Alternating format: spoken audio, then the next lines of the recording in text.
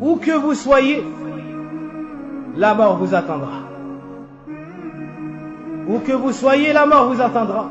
La seule solution est de se préparer pour ce jour. Le jour où l'ange de la mort va venir récupérer ton âme. Et il arrivera. Ne pense pas que ce moment-là est loin de toi. Il peut arriver à tout moment et personne n'a la garantie. La mort, c'est un malheur. C'est une chose qui est très grave.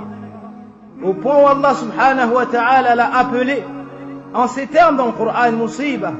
إذ أنتم ضربتم في الأرض فأصابتكم مصيبة الموت. Allah subhanahu wa ta'ala a appelé la mort musiba, malheur. Dans quel état seras-tu, ô serviteur d'Allah, lorsque la mort se présentera à toi? Les gens seront autour de toi. Ton épouse te regardera et pleurera. Tes enfants tenteront d'amener un médecin. Et d'autres un raqi. Qila man raq, ay man yarqi. Hal min tabibin yudawi. Est-ce qu'il y a quelqu'un qui pourra lui faire ruqya? Est-ce qu'il y a quelqu'un, un médecin compétent pour le soigner? Mais lorsqu'Allah Azza wa Jal décrète cette chose, personne ne peut la repousser. Ni l'imam pieux qui sait faire ruqya, ni le médecin qui a fait de longues études. Allah nous décrit lorsque l'âme atteint la gorge et qu'à ce moment-là la personne voit cette réalité. Personne ne pourra lui rendre son âme. Lorsque les affres de la mort s'abattent sur celui qui agonise, voici la chose de laquelle tu fuyais. Tu étais distrait. Tu ne t'es pas préparé pour ce jour. Hada huwa sabab. Voici la grande cause qui pervertit les gens. Le fait d'être distrait du retour vers Allah, de la mort, de ses affres et du jugement dernier et de tout ce qui se passera après la mort. Ces gens-là vont regretter les nombreuses heures passées dans l'insouciance, dans la désobéissance d'Allah subhanahu wa ta'ala, loin des assises de science, loin des mosquées, loin de l'obéissance d'Allah azza wa jal. Ils vont regretter et ils vont supplier Allah subhanahu wa ta'ala alors qu'ils seront yawm al-qiyam, alors qu'ils seront en enfer. Mais est-ce que cela sera profitable après le jugement? Kalla. Et lorsque la mort vient sur l'un d'entre eux, il dit: ô mon Seigneur, fais-moi revenir. Pourquoi est-ce qu'il souhaitera revenir à ce moment? Est-ce que c'est pour voir son épouse? Est-ce que c'est pour voir ses enfants? Est-ce que c'est pour amasser encore plus d'argent? Ou voir ses amis? Ou profiter de ce bas monde comme nourriture et boisson?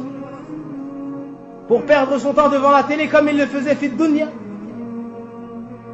Non, cher frère. La'alli a'malu salihan fima tarakt. Afin que je puisse faire des bonnes actions, contrairement à ce que je faisais auparavant. Mais cela ne sera pas accordé. Le prophète sallallahu alayhi wa sallam a goûté cet instant. Il a goûté aux affres de la mort et il disait: La ilaha illallah, inna lil mawti la sakara. Yadkhulu yadah al-sharifa fi rakwa fi ina'in saghir. ويمسح وجهه ويتألم ويصبر ويحتسب ويقول لا إله إلا الله إن للموت لسكرات. Notre prophète bien-aimé sallallahu alayhi wa sallam a goûté aux affres de la mort. Il souffrait tellement qu'il a demandé à ce qu'on lui apporte de l'eau.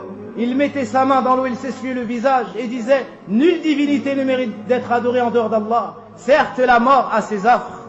Pose-toi la question: comment est-ce que tu vas mourir? Dans quel état est-ce que tu seras au moment de ta mort? Aujourd'hui, tu pries sur les gens. Demain, ils prieront sur toi. Aujourd'hui, tu laves les morts. Demain, c'est toi qui seras lavé. Aujourd'hui, tu dis: Fulan qad mat, ghadan sayuqalu fika qad mat. Aujourd'hui, tu dis: un tel est décédé, rahimahullah. Demain, c'est de toi dont il s'agit. C'est ton nom qui sera cité. Les gens vont pleurer un peu sur toi, puis ils t'enterreront. 3 choses te suivront: ta famille, tes biens et ton argent. Une seule chose, ou plutôt ta famille, tes biens et tes actions. Et seules tes actions resteront avec toi. Puis ils retourneront Cette femme se remariera probablement. Ses enfants vivront sous le toit d'une autre personne. Ton argent deviendra l'héritage. Et tu resteras seul avec pour compagnie que les vers, que la terre pour lit et tes actions. Donc ce que tu veux trouver demain dans ta tombe, prépare-le et avance-le aujourd'hui. Car demain, wallahi, une parole dans ta tombe, tu ne pourras pas la prononcer pour te rapprocher d'Allah subhanahu wa ta'ala. Un des pieux prédécesseurs a dit, ça fait 30 ans que je me prépare pour ce jour, pour la mort.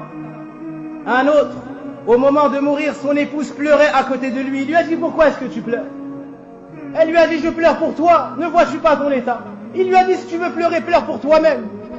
Moi, ça fait 30 ans que je pleure pour ce jour-là, que je me prépare pour ce jour-là. Il a été rapporté des pieux prédécesseurs que si on avait dit à Hamad ibn Salama, il ne te reste qu'un jour à vivre, il n'aurait pas trouvé d'action à ajouter. Subhanallah. Il n'aurait pas trouvé d'action à ajouter. Pourquoi? Parce que chaque jour il vivait ensemble. Omar ibn Abdel Aziz, rahimahullah ta'ala, une nuit s'est réveillé en sursaut et a crié. Puis il a pleuré jusqu'au Fajr. Ils sont alors partis chercher un grand savant. Si mes souvenirs sont bons, Abu Hazim. Ils lui ont dit, il n'arrête pas de pleurer, on ne sait même pas pourquoi. Alors au matin, il lui a dit, Ya Akhi, pourquoi est-ce que tu pleures ainsi? Il lui a dit, je me suis rappelé un verset du Coran où Allah subhanahu wa ta'ala nous dit qu'il va nous faire montrer des choses auxquelles nous n'avions pas pensé. Et j'ai peur de ce que je vais trouver ce jour-là. Alors Abu Hazim s'est mis à pleurer avec Omar ibn Abdel Aziz. Si après la mort, ne pensez pas que l'affaire s'arrête. Si seulement la chose avait été comme cela, alors la mort a été un repos pour tout le monde, comme a dit Ali ibn Abi Talib. Mais non, après la mort, il y a l'épreuve de la tombe, puis il y a la résurrection, puis il y a le jugement.